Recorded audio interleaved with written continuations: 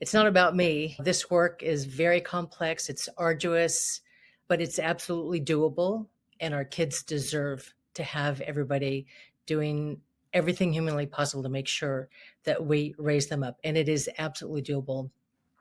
Warms my heart to hear you mention that demographics do not determine destiny. It was definitely a driver for us. I grew up in a tough little barrio in unincorporated Whittier. And as a kid at Whittier High School, I was, along with everybody else in my neighborhood, put into regular classes. And thank goodness, because of my mom, a month into my freshman year, she would ask every day, how was school? And I said, it's actually boring and not as tough as I thought it was going to be.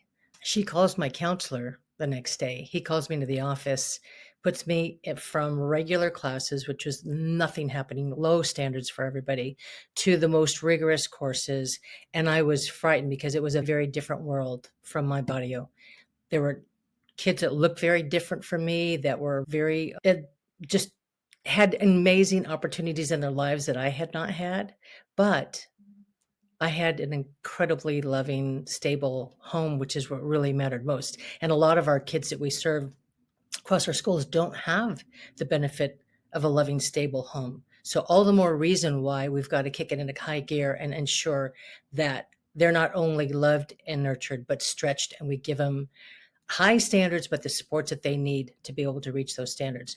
So when I became a teacher, I just learned to kick into this most amazing work ethic because I was worried that I wasn't going to be able to measure up. And so my mom and dad said, don't ever say that, because I was really thinking I don't belong here.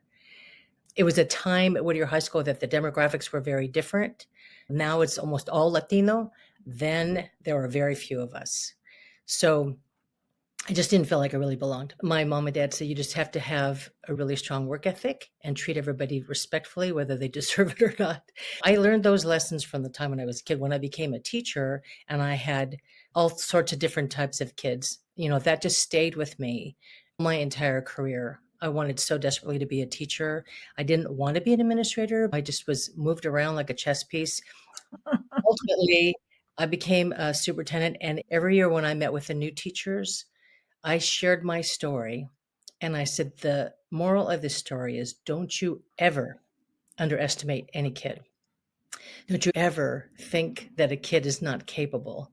Because of our collective efficacy as an entire staff, we're going to be able to prove every day that demographics do not determine destiny, which was a driver for me. It required a whole lot of systems and structures to be put into place. It required hiring high quality staff and moving people around when need be, and ensuring that our kids had the financial resources, the human resources, and whatever else it was going to take for them to be able to reach higher standards. Those new teachers knew we're never, ever going to have low standards for any one of our kids, that they all deserve to have the premium education that at that time only some were able to receive.